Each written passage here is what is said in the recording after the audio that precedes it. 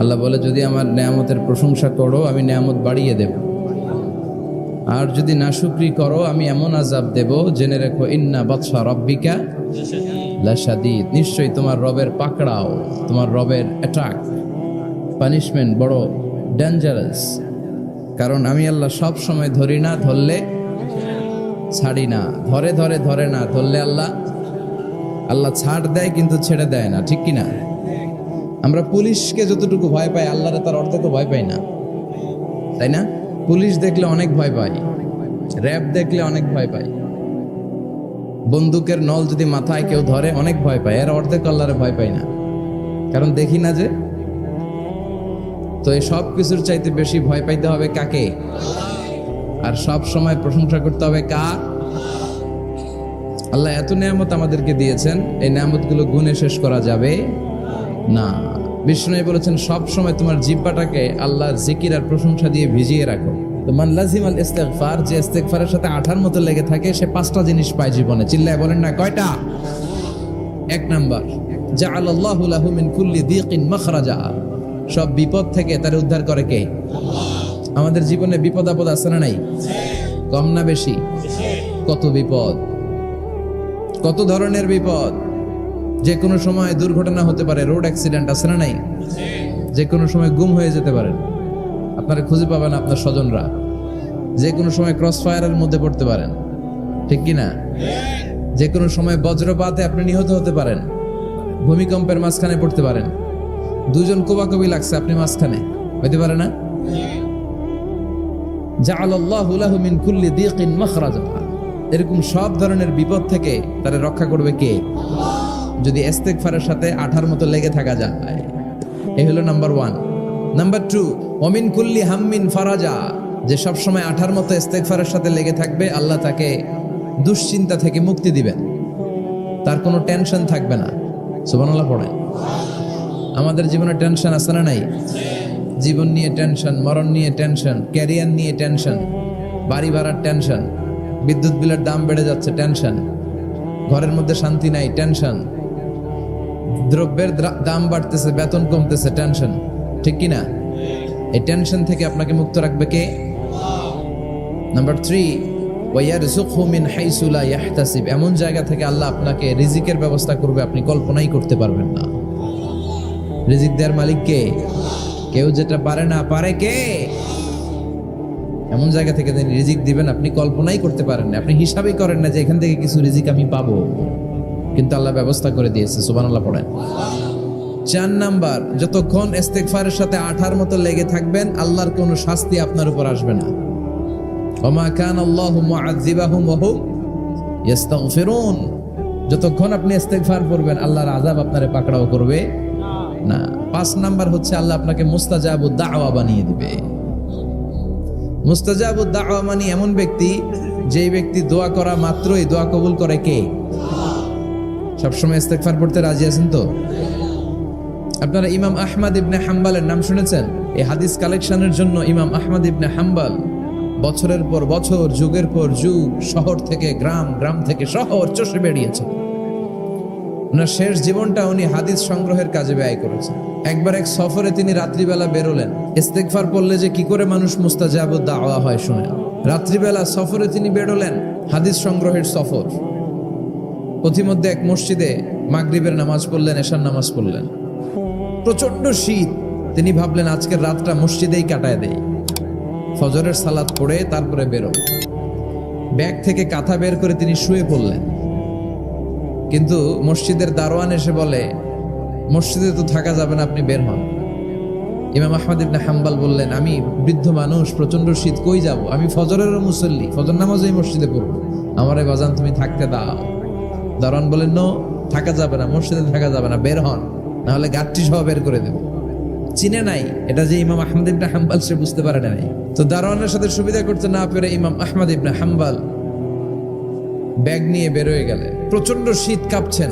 হঠাৎ দেখে সামনে এক বাজার, ওই বাজারে এক খাব্বাজ বসে আছে। খাব্বাজ মানে রুটি বিক্রেতা, খাব্বাজ মানে যুবক, একজন রুটি বিক্রেতা, রুটি বিক্রি করে। যে যুবককে সালাম দিলেন, আসসালামু আলাইকুম।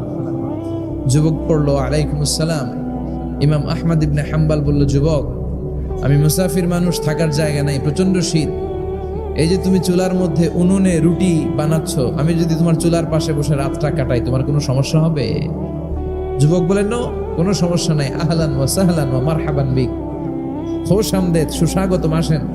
আপনি আমার চুলার পাশে বসে আগুন পোয়ালে আমার সমস্যা কি? আসেন আসেন, বসেন, আপনি মুরব্বী মানুষ।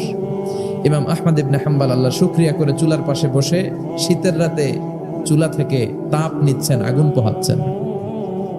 আর তিনি দেখতে লাগলেন যুবক আটা দিয়ে রুটি বানায় আর পড়ে আস্তাগফিরুল্লাহ, রুটির খামির বানায় আর পড়ে আস্তাগফিরুল্লাহ, গোল গোল করে খামির দিয়ে দলা বানিয়ে সাজিয়ে রাখে আর পড়ে আস্তাগফিরুল্লাহ, রুটি বেলুন দিয়ে বলে এটারে চুলার ভেতরে ঢুকায় আর কি পড়ে আস্তাগফিরুল্লাহ। ক্রেতা আসলে ক্রেতাকে রুটি দেয় আর পড়ে, ক্রেতার হাত থেকে টাকা নিয়ে ক্যাশ বক্সে রাখে আর কি পড়ে।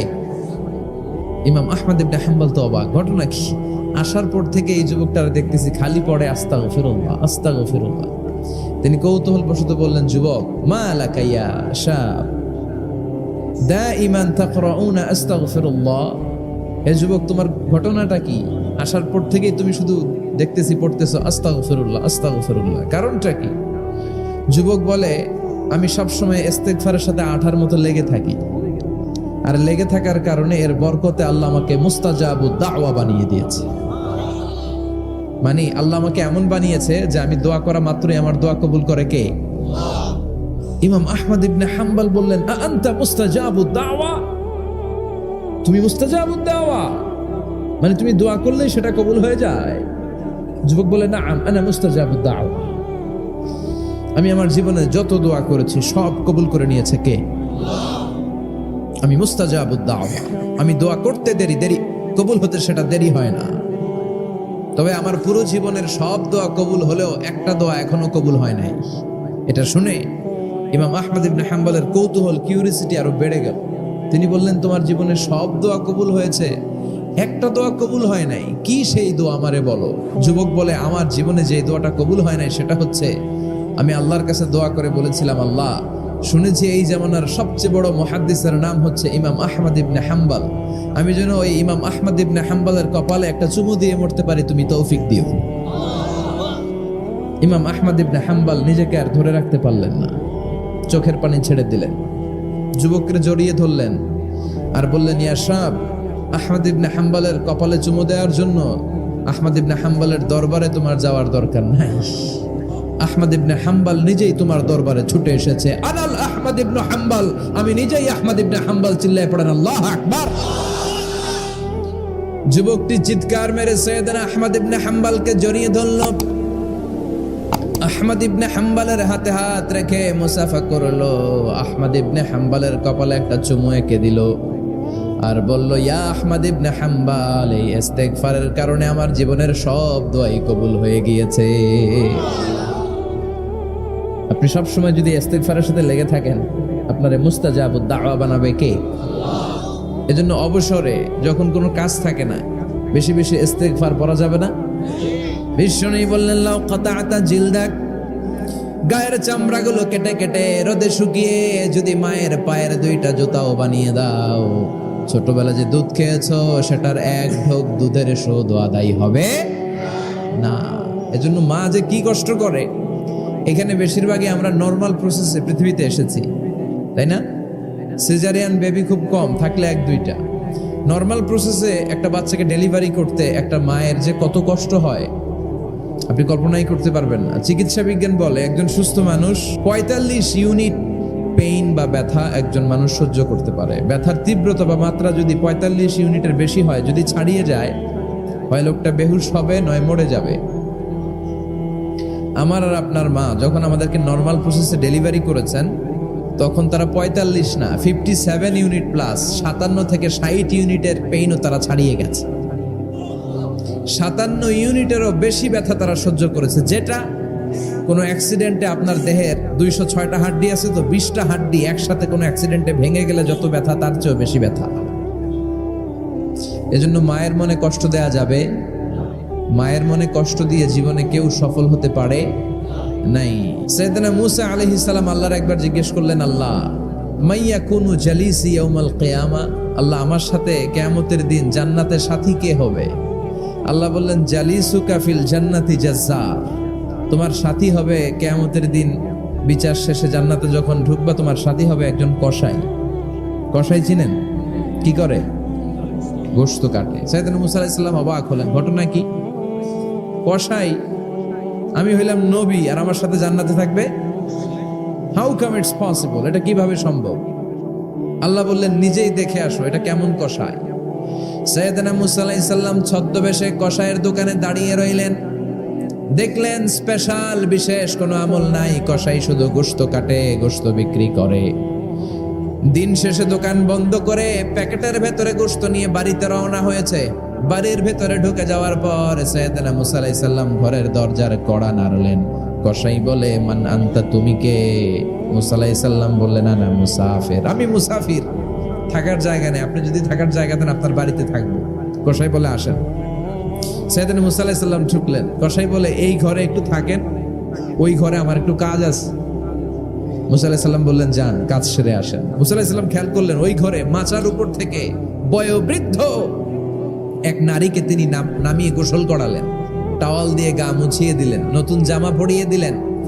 এরপর দোকান থেকে আনা সুন্দর গোশতের টুকরাটারে নিজ হাতে কেটে রান্না করলেন। তারপর রুটি বানালেন আর গোশত আর রুটি হাতে নিয়ে ওই মহিলার মুখে তুলে দিচ্ছেন। মহিলা খাচ্ছে, খায় আর বিড়বিড় করে কি যেন দোয়া পড়ে। সুবহানাল্লাহ পড়বেন না? ওই মহিলাকে খাওয়ানোর পরে কসাই সাইয়েদনা মুসা আলাইহিস সালামকে মেহমান হিসেবে খাবার নিয়ে আসলেন। বললেন ও পথিক, খাবার খান, সকালবেলা আপনিও চলে যাবেন, আমিও যাব আমার দোকানে, খেয়ে আপনি ঘুমিয়ে পড়েন। মুসা আলাইহিস সালাম বললেন ততক্ষণ পর্যন্ত তোমার আনা খাবারে আমি হাত দিব না যতক্ষণ না তুমি বলবা ওই মহিলাটাকে। কসাই বলে হাদিহি উম্মি, এটা আমার মা। হাদিহি উম্মি, এটা আমার মা। এই দুনিয়া এই মা ছাড়া আমার কেউ নাই, আমিও ছাড়া আমার মায়ের কেউ নাই। তাই প্রতিদিন দোকানের কাজ শেষ করে গোশত এনে রান্না করে আমার মারে আমি খাওয়াই। হাদিহি উম্মি, এটা আমার জনম দুঃখিনী মা। সাইয়েদনা মুসা আলাইহিস সালাম বুঝলাম তোমার মা, কিন্তু তুমি যখন রুটি তোমার মায়ের মুখের ভেতরে তুলে দিচ্ছিলে তোমার মা বিড়বিড় করে কি যেন পড়লো, কি পড়ে তোমার মা? কসাই বলে আমার মায়ের একটা পাগলা দোয়া আছে। কি দোয়া? আমি জানি কশিন কালো এই দোয়া কবুল হবে না। আবেগের বশবর্তী হয়ে প্রতিদিন আমার মা আমার খেদমতে আমার উপর এত সন্তুষ্ট হয়ে যায়, এত খুশি হয়ে যায়। আমার মা প্রতিদিন বলতে থাকে আল্লাহুম্মা জাআল ইবনি জালিসা মুসা ইয়াউমাল কিয়ামা। ও আল্লাহ, আমার ছেলের খেদমতে আমি এত সন্তুষ্ট, আমার ছেলের উপর আমি এতটাই রাজি খুশি। শুনেছি এই জামানার সবচাইতে বড় পয়গম্বর, বনি ইসরাইলের সবচাইতে বড় নবী, ওই নবীর নাম নাকি মুসা। ও আল্লাহ, আমি এত কিছু জানি না, এত কিছু বুঝি না, এত কিছু চাই না, তোমার দরবারে শুধু একটাই চাওয়া, একটাই ফরিয়াদ, তুমি আমার ছেলেরে কিয়ামতের দিন মুসার সাথে হাসর নসিব করে দিও। আমার ছেলে কসাই ছেলেটারে তুমি মুসার জান্নাতের সাথী বানিয়ে দিও। আল্লাহুম্মা জাআল ইবনি জালিসা মুসা ইয়াউমাল কিয়ামা। জালিস মানে ফ্রেন্ড, বন্ধু। আল্লাহ, জান্নাতে আমার ছেলেরে তুমি মুসার বন্ধু বানিয়ে দিও। মুসা আলাইহিস সালাম এবার বুঝতে পারলেন। তিনি বললেন ঘটনা তো এই জায়গায় এতক্ষণে বুঝতে পেরেছি, কেন আমার সাথে মুফাসসির যাবে না, হাফেজে কোরআন যাবে না, শহীদরা যাবে না, ওলিরা যাবে না, নবীরা যাবে না, আমার সাথে জান্নাতে যাবে কসাই। এটা মায়ের দোয়া। কার দোয়া? মায়ের দোয়ার দরকার আছে না নাই? অনেক পাওয়ারফুল মায়ের দোয়াটা। বুলেট মারলে বুলেট মিস হয়, মায়ের দোয়া মিস হয়? ড্রোন হামলা করলে ড্রোন হামলা মিস হয়ে যেতে পারে, কিন্তু মায়ের দোয়া কশিনকালে মিস হয় না। চিল্লায় বলেন ঠিক কি না? মায়ের দোয়াটাও কবুল, বদদোয়াও কবুল। ভয়ঙ্কর কিন্তু। মা দোয়া করলে কবুল হয়, কিন্তু বদদোয়া করলে কবুল হয় না। এরকম হলে it was not a big deal, এটা বড় সমস্যা ছিল না। কিন্তু দোয়া করলেও যেমনি কবুল, বদদোয়াটাও কবুল। আমাদের সমাজে এরকম অনেক ধরনের কুসংস্কার। 2 কলা খেলে 2 বাচ্চা হয়, তাই না? আসলে কি কথাটা ঠিক? বাচ্চা একটা হবে না, 2টা হবে, ছেলে হবে না মেয়ে হবে, এটা কে দেয়? আবার অনেকের মাথার চুলের মধ্যে 2টা গিট থাকে, আছে না নাই? 2 গিট থাকলে কয় তোর 2 বিয়া, 3 গিট থাকলে 3 বিয়া, গিট নাই কয় তোর বিয়া নাই। আছে না নাই? এগুলো মুসলমান বিশ্বাস করতে পারে? মুসলমান বিশ্বাস করে একজনকে, তিনি কে? নারীরা সম্মানিতা, তাদেরকে সম্মান দিতে হবে। বিশ্বনবী তাদেরকে সম্মান দিতেন। মা আয়েশাকে বিশ্বনবী সবসময় আগে সালাম দিতেন। সুবহানাল্লাহ পড়েন। খাদিজা রাদিয়াল্লাহু তাআলা আনহাকে আল্লাহ তাআলা আরশের উপর থেকে সালাম পাঠিয়েছেন। এজন্য নারীদেরকে সালাম দিবেন বেশি বেশি। ঘরে সুখ শান্তি নাই, অনেকে বলে ঘরটা নাকি জাহান্নামের টুকরা, কারণ সালাম নাই। সালাম মানে শান্তি, সালাম মানে কি? জান্নাতীরা যখন জান্নাতে ঢুকবে, ফেরেশতারা জান্নাতীদেরকে কি বলবে? সালাম, শান্তি। Enter the paradise with peace and security. শান্তি এবং নিরাপত্তার সাথে জান্নাতে ঢুকে যান। এজন্য ঘরটারে শান্তিময় বানাতে চাইলে সালাম দিতে হবে। কি দিতে হবে? আজ থেকে স্ত্রীকে সালাম দিবেন তো ইনশাল্লাহ পড়েন। এই দৃশ্য বাচ্চারা দেখলে বাচ্চারাও সালাম শিখবে, ঠিক কি না? মা খাদিজার ব্যাপারে আল্লাহ বলেছেন, জিব্রাইল তুমি যে খাদিজারে আমার পক্ষ থেকে সালাম দিয়ে দাও, আর খাদিজারে বলে দাও জান্নাতে খাদিজার জন্য এমন ঘর আমি প্রিপেয়ার করে রেখেছি যেই ঘরের ভিতরে কোনো নয়েজ নাই, কোনো আওয়াজ নাই, কোনো ডিস্টার্ব নাই, আছে শান্তি। সুবহানাল্লাহ। কারণ বিশ্বনবীর জন্য খাদিজা নিজের ঘরটার এরকম নয়েজহীন, কোলাহল মুক্ত, শান্তিময় করে রেখেছিলেন।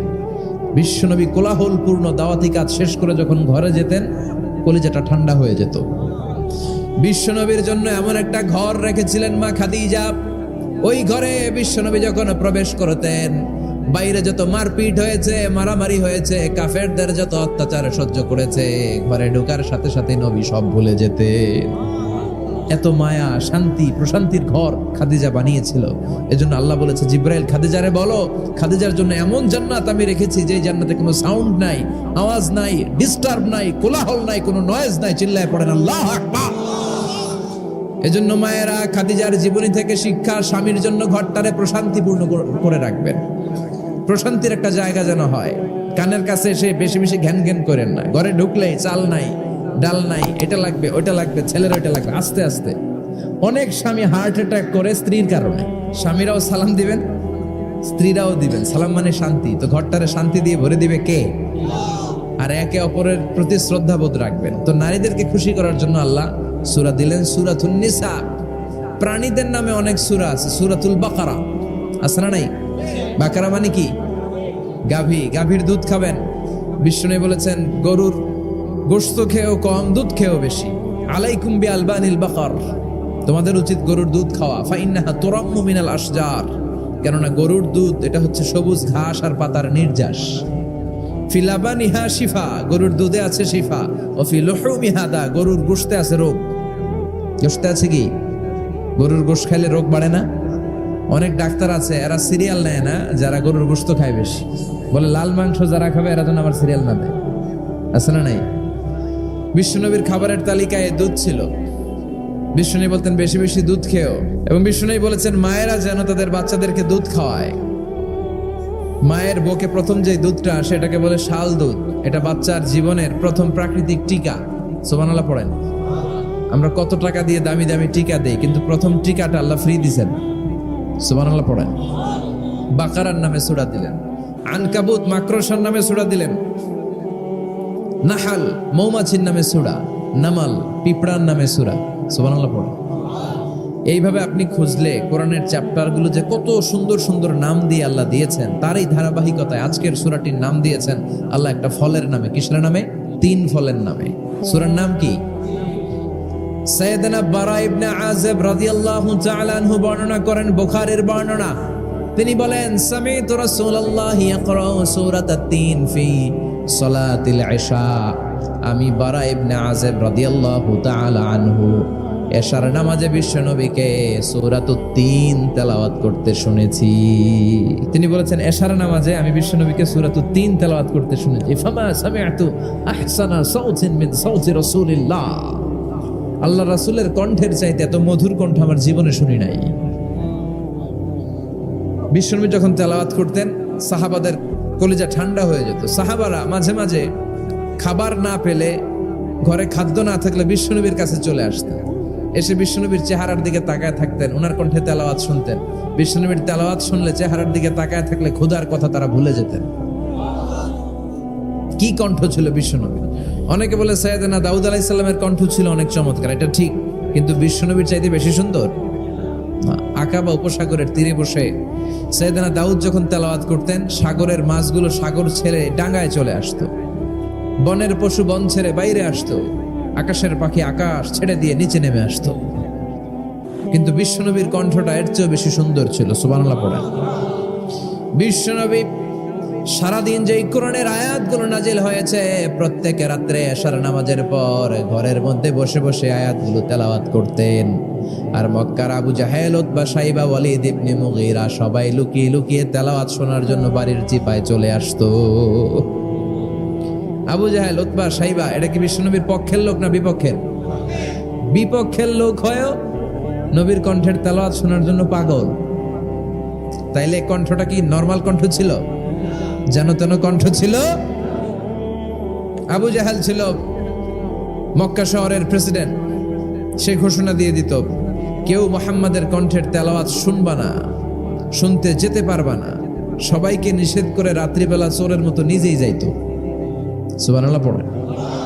হজের মৌসুমে আবু জাহেল ঘোষণা দিয়ে দিল, খবরদার, মক্কায় ঢুকার যতগুলো গেট আছে সবগুলো গেটে তোরা দাঁড়ায় থাকবি, হাজিদেরকে বলবি মক্কায় নতুন একটা পাগল এসেছে, তার কথা যারা শুনে তারাও পাগল হয়ে যায়। নাউজুবিল্লাহ পড়েন। তার কর্মী বাহিনী হজের মৌসুমে বিভিন্ন গেটে পাঠায় দিল। মক্কায় ঢুকার হাজিদের যত গেট, বিভিন্ন দেশ থেকে হাজিরা আসবে, কর্মীদেরকে বলে দিল তোরা বলবি এই এলাকায় নতুন এক পাগলের আমদানি হয়েছে, নাম মুহাম্মদ। পড়েন নাউজুবিল্লাহ। যারাই এই মুহাম্মাদের কণ্ঠের তেলাওয়াত শুনে তারাও পাগল হয়ে যায়। আদেশ অনুযায়ী কর্মীরা মক্কার গেটে দাঁড়িয়ে দাঁড়িয়ে হাজিদেরকে বলল, হাজি সাহেব হজে যান, জমজম খান, খেজুর খান, হজ করেন, সমস্যা নাই, কিন্তু নতুন এক পাগল আসছে, এই পাগলের নাম মুহাম্মদ। এই পাগলের কাছে যারা যায় হেরাও পাগল হয়ে যায়। হাজি সাহেবরা কোনোদিন এই মুহাম্মদ নামটা শুনে নাই, এই প্রথম শুনলো। শুই নাই মনে মনে কয়, যেদিকে যাবো আর নাই যাব, আগে মুহাম্মাদের কাছে যাব। সবার আগে কার কাছে যাব? কারণ মানুষের একটা অভ্যেস হচ্ছে, আল ইনসানু হারিসুন আলা মা মুনিআ, মানুষের যেটা করতে নিষেধ করা হয় বেশি ওইটা মানুষ করে বেশি। মনে মনে হাজিরা বলে, তোমরা নিষেধ করছো তো অবশ্যই যাব, দেখি এই মুহাম্মদটা কে। তার মানে আমাদের বিরুদ্ধে অপপ্রচার করলে এটা আমার পক্ষের প্রচার হয়ে যায়। সুবহানাল্লাহ পড়েন। ইসলামের বিরুদ্ধে অপপ্রচার করলে এটা কি হয়ে যায়? প্রচার হয়ে যায়। ইউরোপ আমেরিকাতে ইসলামের নামে ট্যাগ লাগায় এক্সট্রিমিস্ট, জঙ্গি। আমরা নাকি জঙ্গি, আমরা নাকি এক্সট্রিমিস্ট। তো যারা সিভিলিয়ান আছে, খ্রিস্টিয়ান সিভিলিয়ান, ইউরোপ আমেরিকার সাধারণ জনগণ, তারা ভাবে ঘটনা নাকি মুসলমানদের বিরুদ্ধে এত কথা কেন? তারা ইসলাম নিয়ে গুগলে সার্চ করে, বিভিন্ন বই পড়ে, কোরআনের ইংলিশ ট্রান্সলেশন পড়ে। আগে তারা ইসলাম সম্পর্কে জানতো না, কিন্তু সবাই যখন বলা শুরু করছে জঙ্গি জঙ্গি জঙ্গি, ইসলাম মানেই জঙ্গি, তখন তারা ইসলাম সম্পর্কে পড়তে শুরু করে দিয়েছে। পড়তে পড়তে ইসলামের সুন্দর বাণীগুলো পড়ে ওদের হৃদয় ঠান্ডা হয়ে যায়। যাদের নসিব ভালো, অনেকে কালিমা পড়ে মুসলমান হয়ে যায়। ইউরোপ আমেরিকাতে মুসলমানের সংখ্যা দিন দিন বাড়ছে।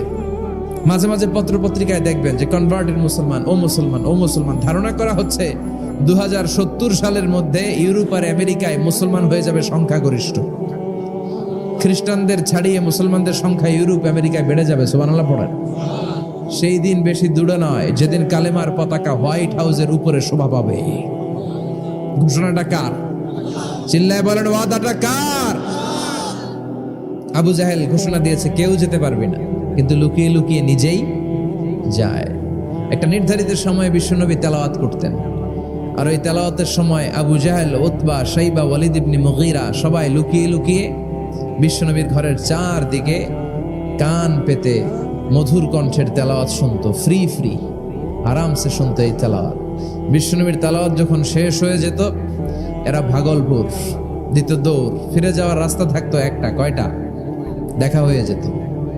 একজন আরেকজনকে দোষারোপ করতো। আবু জাহেল বলতো, কিরে তোরা আসলি কেন? ওরা বলে, তুই আইলি কেন?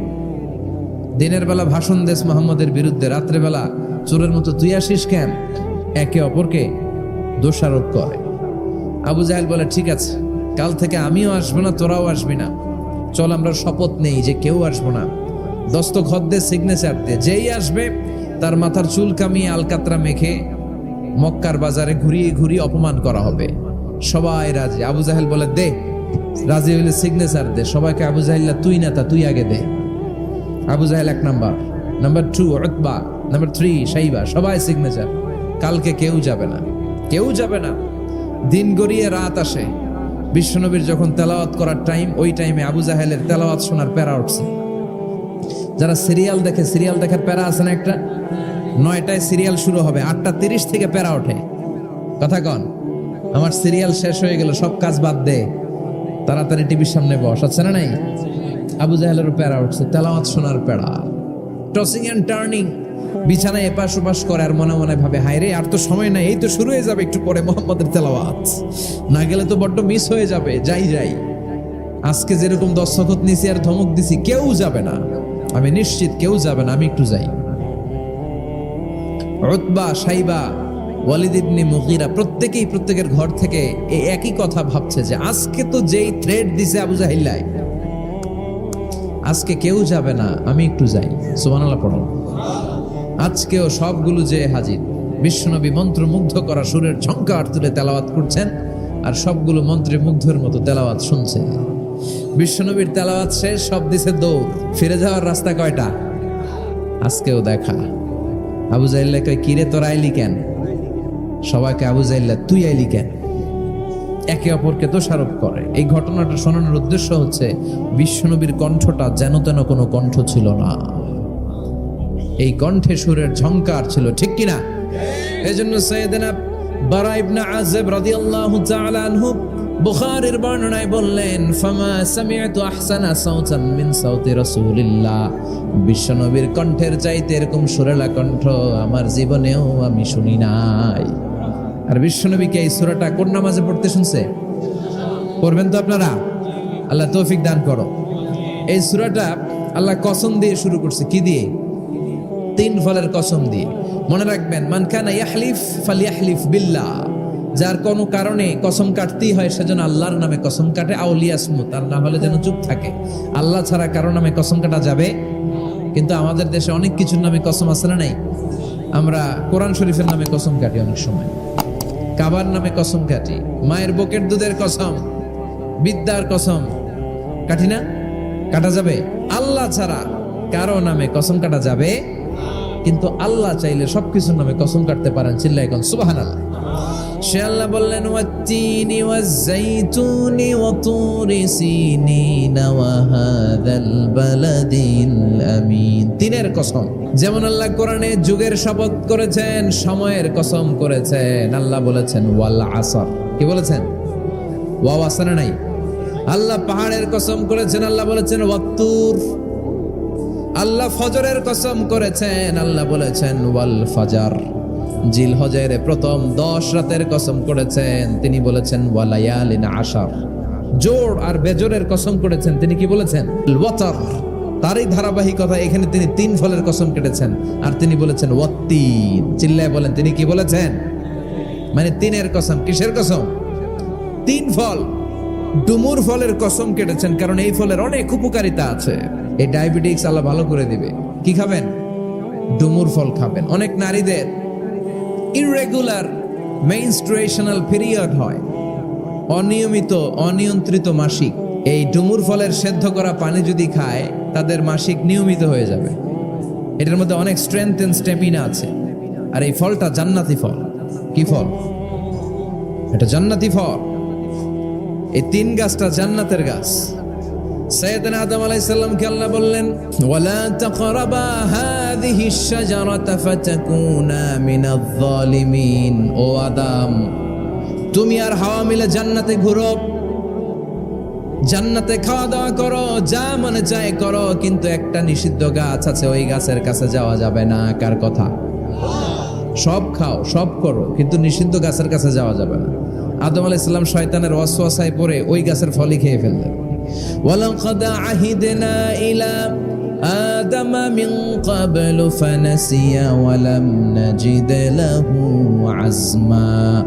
আমি আদমকে স্পেশাল একটা অর্ডার করেছি, ওই অর্ডার আদম রক্ষা করতে পারে নাই। পারবে কেমন? আদম তো ভুলে গেছে। আদম আলাইহিস সালাম কি করছে? ভুলে গেছে। ভুল করে তিনি খেয়ে ফেললেন।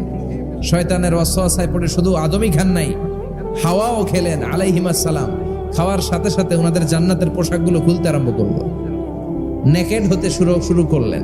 আদম আর হাওয়া দুইজনে কি হতে শুরু করলেন? উলঙ্গ হতে শুরু করলেন, গায়ের মধ্যে আর জামা নাই। সম্মানিত ভাইয়েরা, এখানে শিক্ষণীয় যে বিষয়টা সেটা হচ্ছে শয়তানের কাজ, শয়তানের মিশন জান্নাতেও যেটা ছিল দুনিয়াতেও এটা। শয়তানের মিশন হচ্ছে আদম জাত, বনি আদমের দেহ থেকে কেমন করে কাপড় খোলা যায়, নারীদেরকে কেমন করে উলঙ্গ করা যায়। জান্নাতে যেমনি আদম আর হাওয়া আলাইহিস সালামের কাপড় শয়তান খুলেছে, দুনিয়াতেও শয়তান আমাদেরকে অশ্লীল বানাতে চায়। চিল্লায় বলেন ঠিক কিনা? এজন্য আমার মায়েরা, আমার বোনেরা, যাদের কানে আমার মাইকের আওয়াজ যায়, খবরদার, শয়তানের এই ওয়াসওয়াসায় ফাঁদে পা দেয়া যাবে না। শয়তান চেয়েছে জান্নাতে কেমন করে মা হাওয়ার কাপড় খুলে ফেলা যায়, দুনিয়াতেও শয়তান চায় কেমন করে আপনাদেরকে নেকেড বানানো যায়। ঠিক কিনা? বাংলাদেশে নারীদের কাপড় এখন দেহের মধ্যে বাড়ছে নাকি কমছে?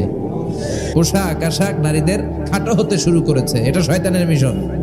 এজন্য মায়েরা বোনেরা খবরদার, পোশাককে ছোট করবেন না, খাটো করবেন না, হেজাব পরবেন। এই হেজাবকে ফরজ করেছে কে?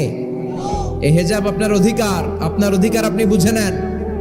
হেজাব আপনার অহংকার, এই হেজাব হচ্ছে আপনার আভিজাত্যের প্রতীক। চিল্লায় বলেন ঠিক কিনা? নারী অধিকারের যারা কথা বলে, নারী আন্দোলনের কথা যারা বলে, তাদের কথায় কান দিবেন না।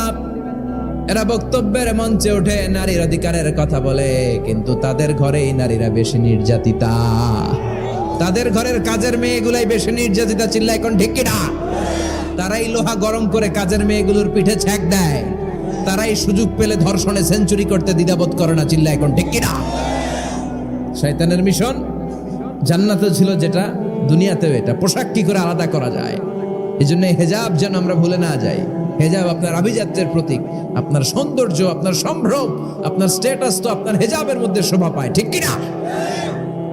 কিন্তু দিনকে দিন পোশাক ছোট হতে শুরু করেছে। হেজাবে একটা নারীকে যত সুন্দর, রূপবতী, গুণবতী, সুস্নিগ্ধা লাগে, অন্য কোনো পোশাকে লাগে?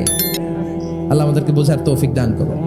সাইয়েদনা আদম আলাইহিস সালাম, হাওয়া আলাইহিস সালাম জান্নাতের ভেতরে যখন উলঙ্গ হয়ে গেল, লজ্জাস্থান ঢাকার জন্য জান্নাতের বিভিন্ন গাছের দিকে দৌড়ায়, দৌড়িয়ে দৌড়িয়ে যেই গাছের পাতা দিয়ে তারা সেদিন লজ্জাস্থান ঢেকেছিল, ওই গাছের নাম ছিল তিন গাছ। কি গাছ?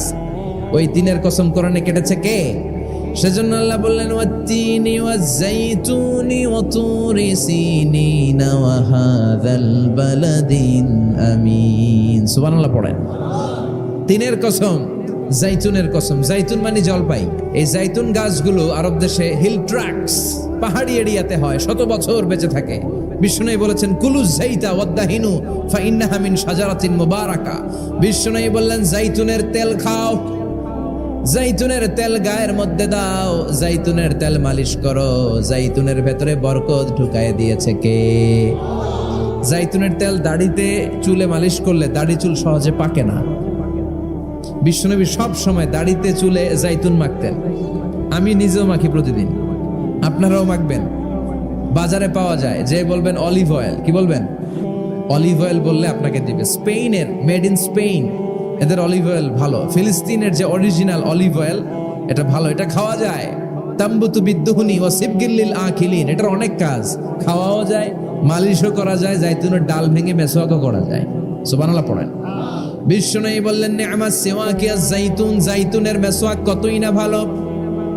ফাইন্নাহা সিওয়াকি ওয়া সিওয়াকুল আমবিয়াই মিন ক্বাবলি, কেননা আমি বিশ্বনবী নিজে জাইতুনের ডাল ভেঙে মেসওয়াক করি। আমার আগে লক্ষাধিক নবীরা সবাই জাইতুনের ডাল দিয়ে মেসওয়াক করেছেন। সুবহানাল্লাহ পড়েন। আপনার দেহের ব্যাড কোলেস্টেরলের লেভেল কমে যাবে যদি জাইতুন আপনি খান। দাড়িতে মাখবেন, চুলে মাখবেন, আবার সালাদের মধ্যেও জাইতুনের তেল দিয়ে খাওয়া যায় যদি এক্সট্রা ভার্জিন হয়। এরপরে রব্বুল আলামিন বলেন, ওয়া তুরি সিনিন,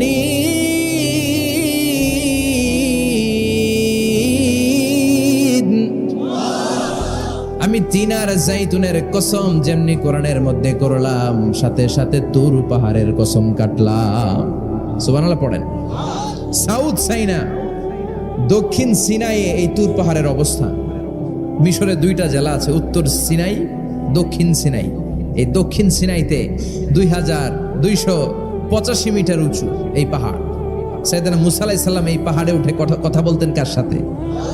তাওরাতের মতো কিতাবকে আল্লাহ তাআলা কাঠের তক্তার মধ্যে লিখে এই পাহাড়ের উপর নাজিল করেছে। কাঠের তক্তা চিনেন?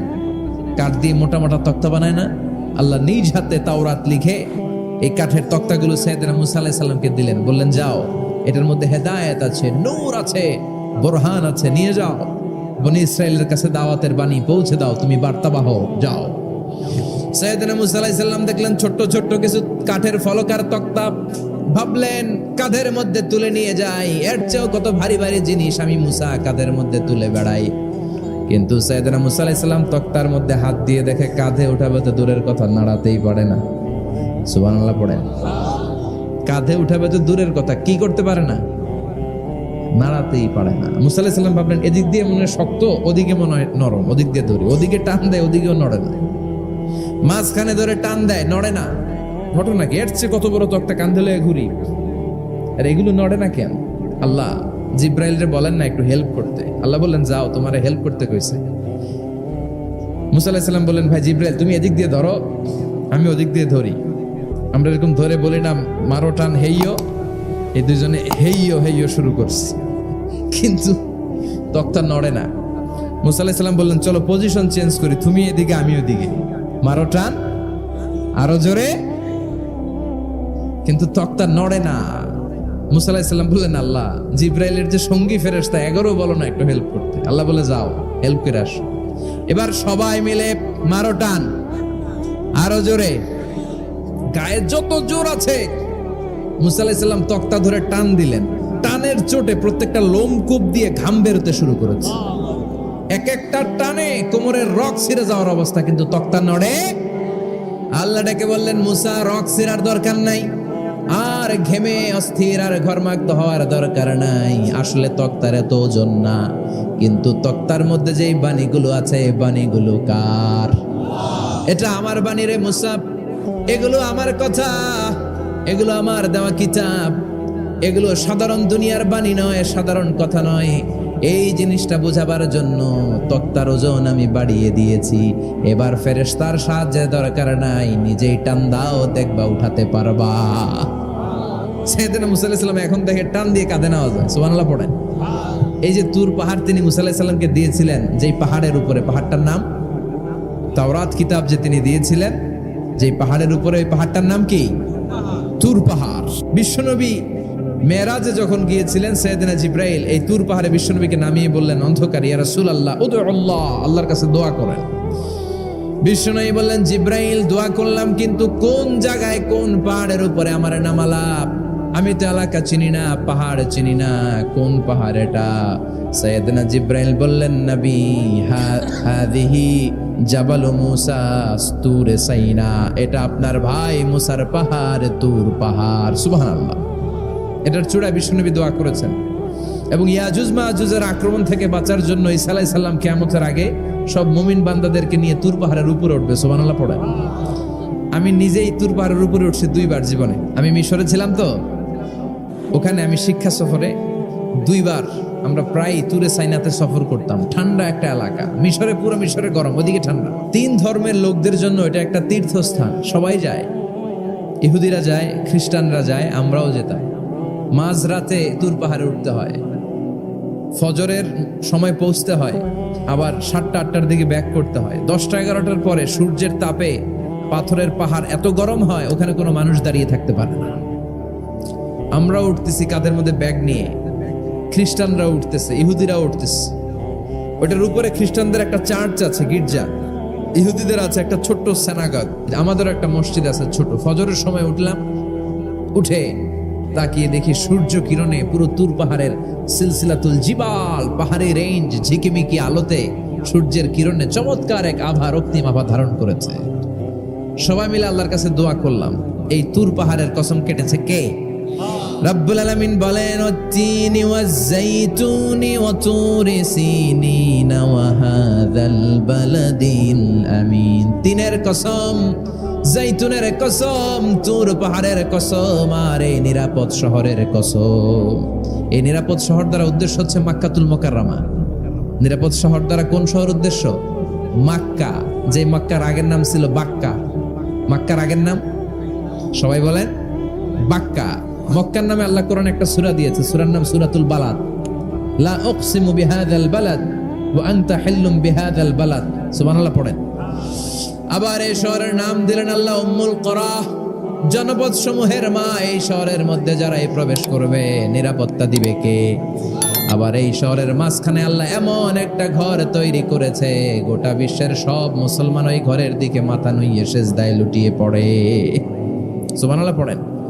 ইন্না আউওয়ালা বাইতি উদিআ লিন-নাস লাল্লাযী বিবাক্কাতা মুবারাক। এই কাবা ঘরকে কেন্দ্র করে প্রতিদিন 120টা রহমত নাজিল হয়। চিল্লায় বলেন তো কয়টা? 60 লিত তাইফিন, 60টা রহমত যারা তাওয়াফ করে তাদের জন্য। 40 লিল মুসাল্লিন, 40টা রহমত যারা নামাজ পড়ে তাদের জন্য। 60 আর 40 কত? বাকি আছে কয়টা? ওয়াল 20 লিন-নাযিরিনা ইলাল কাবা, বাকি 20টা রহমত যারা তাওয়াফও করে না, নামাজও পড়ে না, শুধু কাবার দিকে তাকিয়ে থাকে। সুবহানাল্লাহ পড়েন। আবার কাবার 4টা কর্নার আছে, একটা কর্নারের ভেতরে একটা পাথর আছে, এটাকে বলে ব্ল্যাক স্টোন কর্নার, হাজরে আসওয়াদের পাথর। এই পাথরে যেই চুমো দেয়, পাথর ওই চুমোদানকারীর জীবনের সব গুনাহ টেনে শুষে সব নিয়ে যায়। কিয়ামতের দিন আল্লাহ হাজরে আসওয়াদের 2টা ঠোঁট দিবেন, 2টা চোখ দিবেন, আর দাঁড় করিয়ে দিবেন। আল্লাহর সামনে দাঁড়িয়ে দাঁড়িয়ে হাজরে আসওয়াদ সুপারিশ করবে। আল্লাহর কাছে বলবে, আল্লাহ এই লোকটা আমারে চুমু দিয়েছে, তার জন্য জাহান্নামের আগুন হারাম করে দাও। এই হাজরে আসওয়াদ পাথরের জন্য আমরা চুমু দিতে পারি, আল্লাহ তৌফিক দাও। জোরে বলেন আমিন। এই নিরাপদ শহরের কসম, শহরটার নাম মক্কা। চিল্লায় বলেন শহরটার নাম। এটার মাঝখানে একটা ঘর আছে, আল কাবা আল মুশাররাফা। লক্ষ লক্ষ মানুষ এই কাবা কেন্দ্রিক প্রতিদিন ছুটতে থাকে। আল্লাহ বলেছেন এটা মাসাবাতান লিন-নাস, মানুষের মিলন কেন্দ্র। লক্ষ লক্ষ মানুষ এই কাবাকে ঘিরে নামাজ পড়ে। প্রতিটা জুমার দিন 10 লাখেরও মোর দেন 1 মিলিয়ন মুসল্লি কাবার চারদিকে জুমার সালাত আদায় করে। সুবহানাল্লাহ পড়েন। আজান হওয়া মাত্রই মৌমাছির মতো মানুষগুলো ছুটতে থাকে।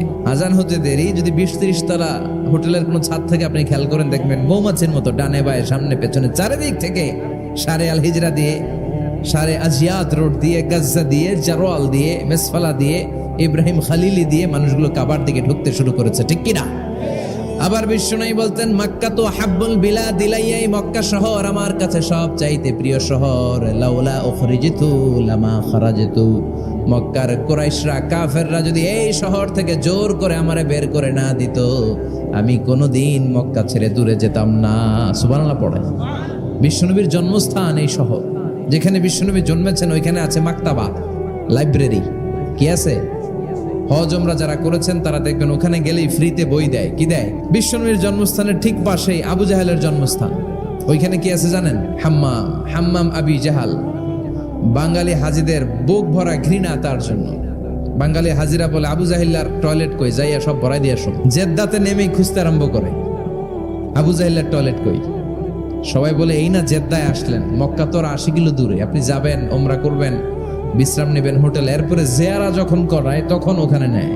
কিন্তু নাইম্মাই কই আবু জাহিল্লার টয়লেট কই। কি ক্ষোভ তার প্রতি, না? কি ক্ষোভ আর ঘৃণা। আর বিশ্বনবীর জন্য অন্তর ভরা ভালোবাসা আছে না নাই? এজন্য ইসলাম হচ্ছে শান্তির ধর্ম। জঙ্গিপনা যারা করে, সন্ত্রাসবাদের কথা যারা সমাজে উস্কে দেয়, তাদের জন্য ইসলামে কোনো শান্তি নাই। আবু জাহেল ছিল সন্ত্রাসদের লিডার, ঠিক কি না? Leader of the all terrorist, কুখ্যাত ইন্টারন্যাশনাল সন্ত্রাসী আবু জাহেল। আর বিশ্বনবী ছিলেন মুজাহিদ। বিশ্বনবী কি ছিলেন? মুসা আলাইহিস সালাম ছিলেন মুজাহিদ। ফেরাউন ছিল কুখ্যাত সন্ত্রাসী আর জঙ্গি, ঠিক কিনা? সাইয়েদনা ইব্রাহিম ছিলেন মুজাহিদ আর নমরুদ ছিল জঙ্গি, ঠিক কিনা? যারা ইসলামের পক্ষে কথা বলে তারা মুজাহিদ, আর যারা ইসলামের বিপক্ষে তারা সন্ত্রাস আর জঙ্গি। চিল্লায় বলেন ঠিক কিনা? সে আল্লাহ ডেকে বললেন, গোলামুত্তিনি ওয়াজ-যাইতুনি ওয়া তুরি সিনিনা ওয়া হাযাল বালাদিল আমিন। 3 ফলের কসম, জাইতুনের কসম, তুর পাহাড়ের কসম, বিশ্বনবীর জন্মস্থান মক্কাতুল মুকাররমার কসম। 4টা জিনিসের কসম কেটেছে কে? চারটা জিনিসের কসম কেটে আল্লাহ একটা কথা বলবেন, ওই কথাটার গুরুত্ব বেশি না কম?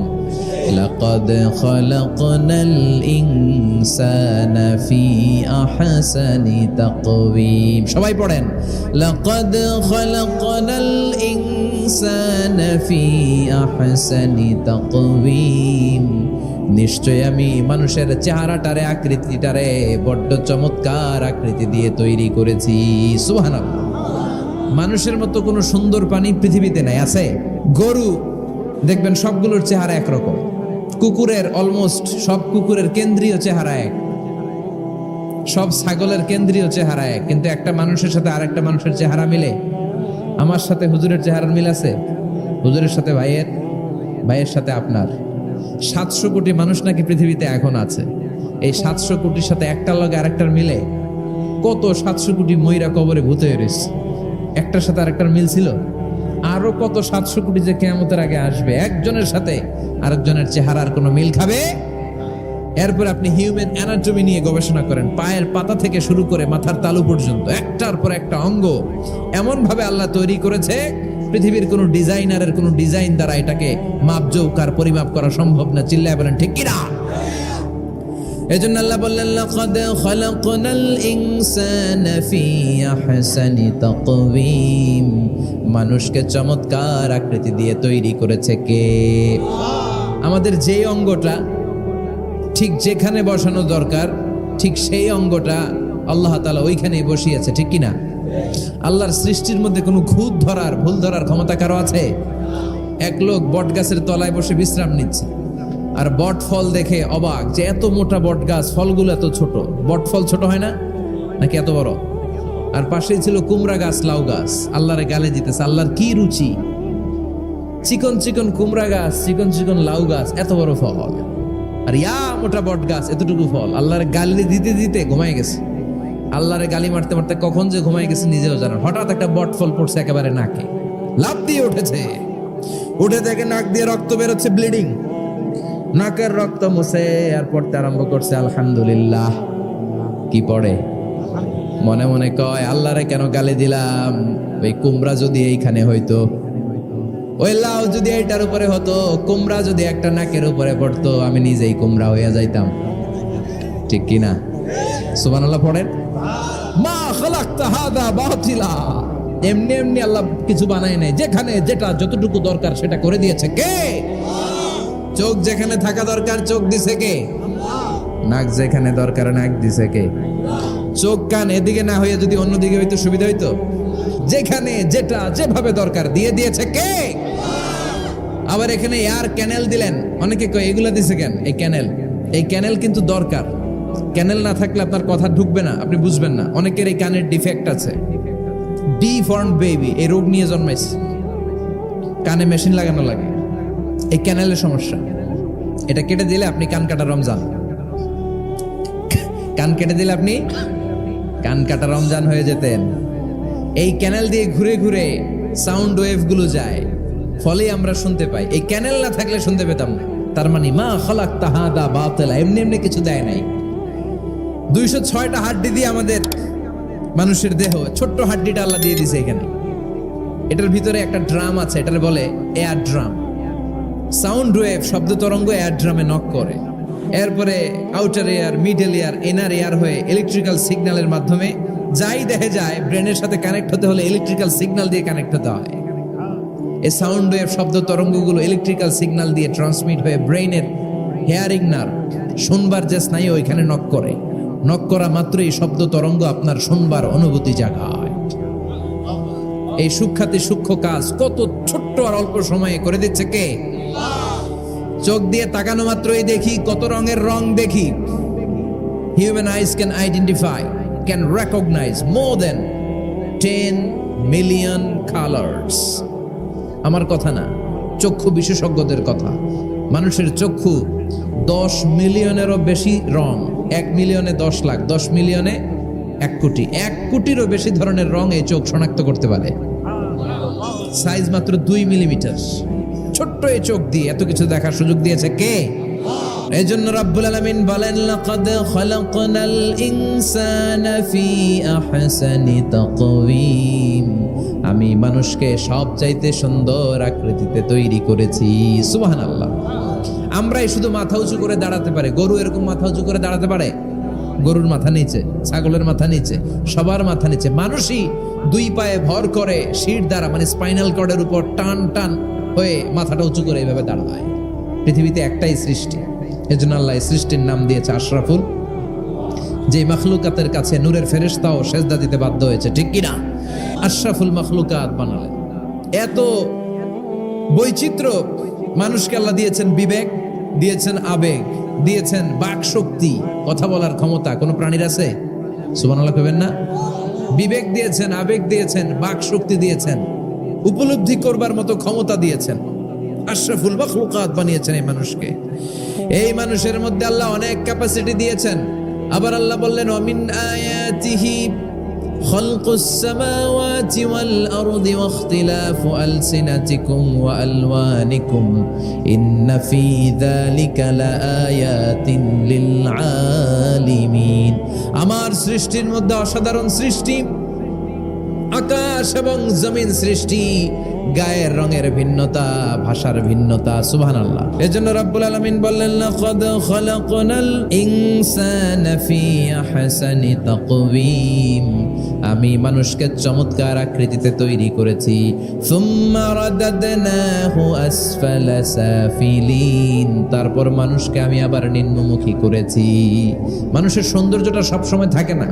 এই যে যুবক অবস্থায় আমাদের কি সুন্দর চামড়া, কি সুন্দর দেহ, বয়স যখন 70-80 হবে এরকম থাকবে? কথা বলেন না? এই কালো দাড়িগুলো সাদা হয়ে যাবে, বয়সের ভারে মিজানুর রহমান আজহারি নুজ্জ হয়ে যাবে, লাঠি লাগবে তখন। তখন স্টেজে উঠবে, হায়াতে বাসায় থাকলে লাঠি নিয়ে উঠতে হবে। কথা কর। আমার নানা বাইরে দেখতাম গাড়িতে একটা লাঠি রাখতো, মরহুম পীর সাহেব গোলাম সাদেক সাঈদী, গাড়িতে সব সময় লাঠি। এই লাঠি নিয়ে গাড়ি থেকে বেরোতো, লাঠি দিয়ে সিঁড়ি বেয়ে উঠতো, মাঝে মাঝে আমরা ধরেও উঠাতাম। তো উনি কি এরকম ছিল না? একদিন ইয়াং তাগড়া যুবক, রং ধরা যৌবন, জং ধরে শেষ থাকে না। আসফালা সাফিলিন এর দুইটা তাফসীর, একটা হচ্ছে ইলা আরজালিল উমর, সব সময় মানুষ যুবক থাকে না, একটা সময় তারে বৃদ্ধ বানিয়ে দেয় কে? আবার আল্লাহ বুঝালেন মানুষ ভালো হলে অনেক ভালো হয়, খারাপ হলে অনেক খারাপ। মানুষ ভালো হলে ফেরেশতার চেয়ে ভালো, মানুষ খারাপ হলে পশুর চেয়েও খারাপ। কথা বলেন ঠিক কিনা? এক পশু আরেক পশুরে মারে না, এক পশু আরেক পশুরে হত্যা করে না, কিন্তু মানুষ মানুষের মারে কি মারে না? A lion never kills a lion, a dog never kills a dog, an elephant never kills an elephant. একটা হাতি একটা হাতিরে মারে না, কুকুর কুকুরে মারে না, কিন্তু মানুষ মানুষকে মারে কিনা? এজন্য আল্লাহ বললেন লাকাদ খালাকনাল ইনসানা ফি আহসানি তাকওয়িম সুম্মা রাদাদনাহু আসফালা সাফিলিন ইল্লাল্লাযীনা আমানু ওয়া আমিলুস সালিহাতি ফালাহুম আজরুন গায়রু মামনুন। দুই শ্রেণীর মানুষের এই বিপদ নাই, যারা ঈমান এনেছে, সৎ কর্ম করেছে। কার কথা? তবে ঈমানটা হতে হবে নির্ভেজাল। ওই ঈমানে শিরকের কোনো ছিটেফোঁটা থাকতে পারবে? তাহলে ওই ঈমান আপনারে মুক্তি দিবে। চিল্লায় বলেন ঠিক কিনা? ওয়া আমিলুস সালিহাত, নেক কাজ করে, সৎ কাজ করে, ফালাহুম আজরুন গায়রু মামনুন, তাদের জন্য এমন প্রতিদান আছে যেটা শেষ হবে না। আমাদের জন্য সবচেয়ে বড় প্রতিদান হচ্ছে জান্নাত।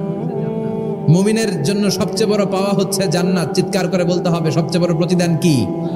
তার মানে যারা ঈমান আনবে, নেক কাজ করবে, তাদের হারাবার কিছু নাই। চিল্লায় কোন ঠিক কিনা? আমাদের হারানোর কিছু আছে? আমরা মল্লে শহীদ বাঁচলে, মল্লে শহীদ বাঁচলে, এজন্য ঈমানটা হতে হবে পাকা ঈমান। ঈমানদার কখনো পথ হারায় না। ঈমানদার ভরসা রাখে কার উপর? আপনি যদি ঈমানের পক্ষে থাকেন, কোরআনের পক্ষে থাকেন, ইসলামের পক্ষে থাকেন, আপনার উপর আযাব আসবে, গজব আসবে, বিপদ আসবে, নবীদের উপর যেমনি এসেছে। ঠিক কিনা? ঝুঁকি যদি আসে, ভয় যদি আসে, আপনার উপর আযাব যদি আসে, শাস্তি যদি আসে, অত্যাচার আসে, মুমিন কখনো ভয় পায়? কথা বলেন। মুমিন কখনো পথ হারায় না, মুমিন কখনো আশা ছাড়ে না। চিল্লায় বলেন ঠিক কিনা? কারণ মুমিন খুব ভালো করে জানে রাত্রি যত গভীর হয়, সুবহে সাদিকের সময় কাছে আসতে থাকে। কথা বলেন। গর্ভবতী মায়ের পেটের ব্যথা যত বাড়তে থাকে, নতুন মেহমান আসার সময় কাছে আসতে থাকে, তেমনি ইসলামের পক্ষে যারা কথা বলে, ইসলামের পক্ষে যারা লড়াই করে, হকের ব্যাপারে যারা বাতিলের বিরুদ্ধে আপোষহীন, তাদের উপর যত অত্যাচার আসবে ইসলামের বিজয়ের সময় কাছে ঘনাতে থাকবে। চিল্লায় বলেন ঠিক কিনা? ইসলাম জিন্দা হতা হয় হার কারবালা কি বাত।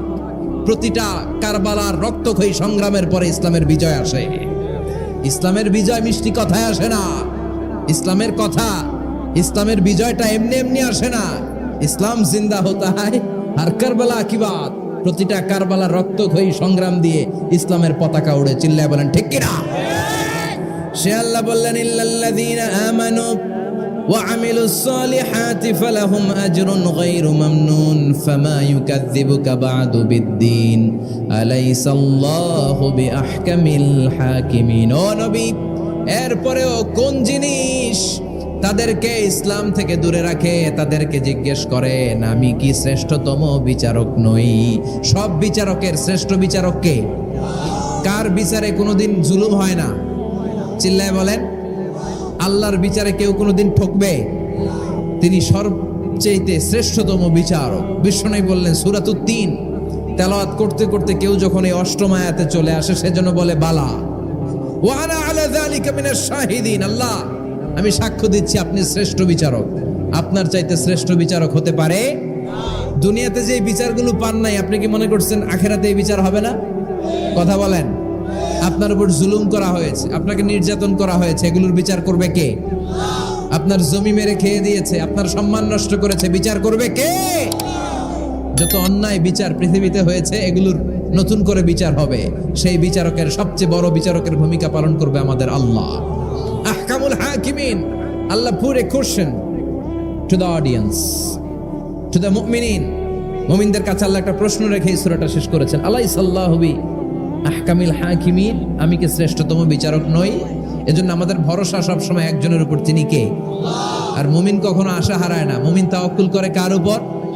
ভরসা রাখে কার উপর? বিপদে আপদে, সকালে বিকালে, সর্বাবস্থায় ফরিয়াদ করে একজনের কাছে, তিনি কে? আল্লাহ আমাদের সবাইকে কথাগুলো বুঝার আমল করার তৌফিক দান করুক। আমরা পড়ি আমিন।